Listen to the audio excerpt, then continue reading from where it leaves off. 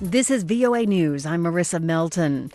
Syria is moving forces towards its northern border as Turkey continues its military offensive. AP correspondent Charles de Ledesma has more. Syria's state news agency says troops have entered Tabqa as they move north against Turkish forces in the country. Tabqa had been run by the Islamic State group and is on the road to the city of Raqqa, which was IS's de facto capital until it lost both in 2017.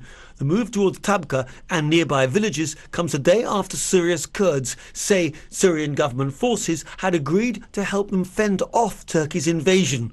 That's a major shift in alliances as US troops withdraw from the northern border area. I'm Charles de Ledesma. UN Secretary General Antonio Guterres called Monday for the immediate de-escalation of the situation in northeastern Syria as the humanitarian situation rapidly worsens.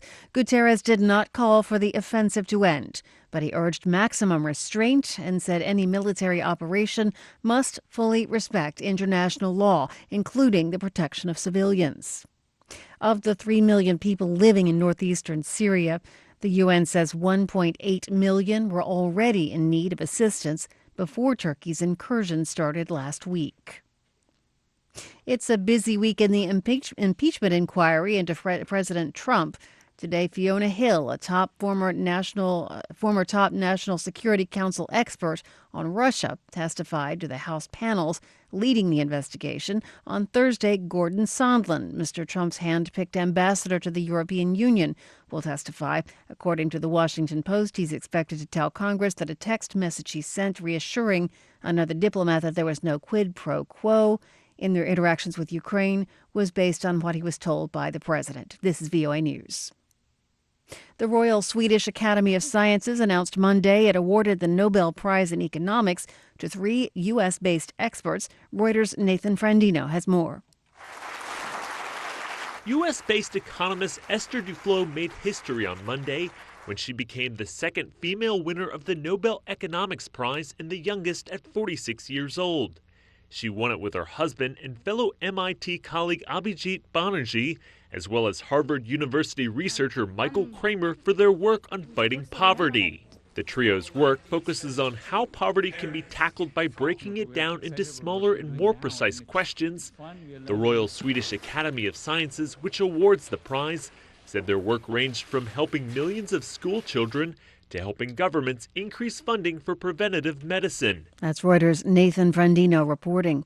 The British Parliament reopened today at the request of Prime Minister Boris Johnson. Queen Elizabeth made a speech outlining Johnson's legislative agenda. Francis Maguire reports. A day of pomp and controversy in the Houses of Parliament as the UK's monarch delivers the so-called Queen's Speech.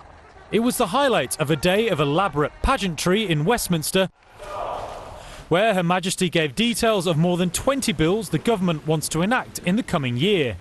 But with Britain's politics in turmoil and Brexit still unresolved, many of these bills may never come to pass.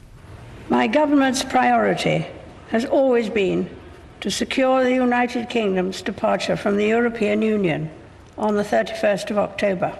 The speech is now subject to several days of debate, ending with votes to approve it.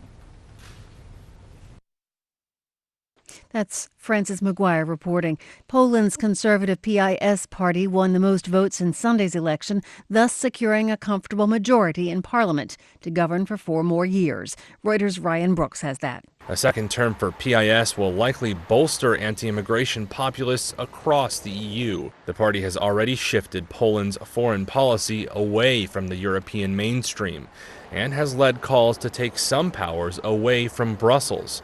During the polarized campaign, the party cast the election as a choice between its traditional Catholic values and its opposition's liberal order that undermines family life. But opposition groups say the last 4 years of PIS rule have undermined the independence of the courts and forced public media to promote its agenda. Critics have also accused the party of fomenting homophobia. That's Reuters' Ryan Brooks reporting. And I'm Marissa Melton. You're listening to VOA News.